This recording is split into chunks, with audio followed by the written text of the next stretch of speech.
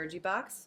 SurgiBox develops ultra-portable, inflatable, sterile enclosures that are designed to create safe, clean surgical environments to patients anytime, any place, which will enable procedures in low-resource, disaster-stricken, or conflict environments that lack conventional operating rooms.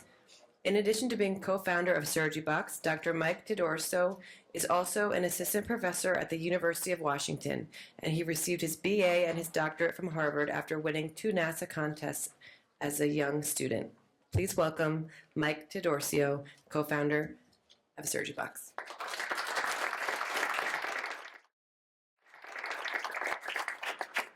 Thanks so much for the kind introduction. It's wonderful to be here. SurgiBox was started at Harvard during my doctoral program, and we were fortunate to win the Harvard competition as well as Mass Challenge and Time Magazine's Best Inventions. I'm pleased to share with you today that we are about to commercialize. We have just received our CE mark under MDR, and I'll talk more about that today. So the problem we're trying to solve is a big problem. You may not know this, but due to lack of access to safe surgical care, more people die every year than due to all cancer conditions combined. Okay? This affects about 5 billion people. And I was just in London on Monday and New York yesterday. We won the presenter award as Young Star Ventures. And we're talking about the NHS. And the NHS has a problem. More than half of the surgical staff do not have enough access to operating theaters, and that's a developed market. If you do have an emergency, you may have to wait for 72 hours for a team to get to you, which is also not good. Now, the problem is not going the correct direction. It's actually getting worse because our populations are aging, and they need more surgery, right? And there's limited capacity, and this is why a lot of the Western world is getting bankrupted by healthcare expenses. An estimated loss from this problem will be about $2 trillion to the worldwide economy by 2030. So what are options right now? Obviously, you don't see MASH tents outside of hospitals, so it doesn't really work very well. And you also have these expensive mobile trailers, but the same constraints apply there as you would for a normal OR. You still have to transport the patient to the location. You still need the same supply chain constraints and sometimes even more complicated maintenance. So the assumption now is that to solve the problem, you need an expensive, labor-intensive investment. However, this market still is worth $1 billion a year. So our approach is to decentralize surgery by applying a inflatable sterile drape, which you can see at the table next to us, and miniaturizing the problem to the patient. We have 3 verticals in this market. We have non-emergency, which is ambulatory care. I'm working on getting...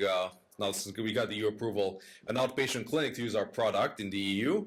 Maternal surgery, which should help with reducing those 300,000 excess deaths a year. And defense and emergency preparedness, where we've already had 2 successes in Ukraine and in Myanmar. We have been very capital efficient, and we've been about 50-50 non-dilutive dilutive. We are venture-backed as well as institutional-backed. We've had over 25 issued patents, 25 across worldwide, so many countries. We have a new product under development with a large multinational strategic partner that MTech helped introduce us to, who's also a sponsor here. I'm very grateful for that. And we have 14 countries with distributor agreements so far. I actually went to Ukraine myself to deliver about 50 units of our product in 2023 in the middle of the war. They asked for our help, and I thought this is where we built the company, so might as well rent a van and go across the border from Poland.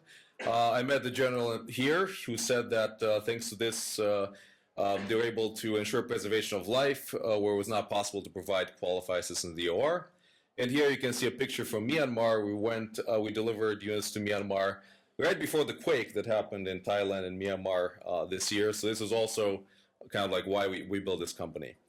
I'm very fortunate to have a team of physicians, and since I'm in DC, I'm sure you notice several of them are veterans. So we have 2 physicians on the team who are also veterans, and our lead on the operations side, retired Lieutenant Colonel Kel Laurel, who spoke a week ago, has also a lot of experience, as well as we have folks with experience in regulatory on the team.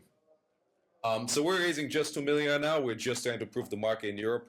The point of this raise would be to find a product market fit in Europe and scale up our manufacturing, since we're still a very small scale operation, and hire some key staff on sales. And I look forward to seeing you at the table. Thank you so much.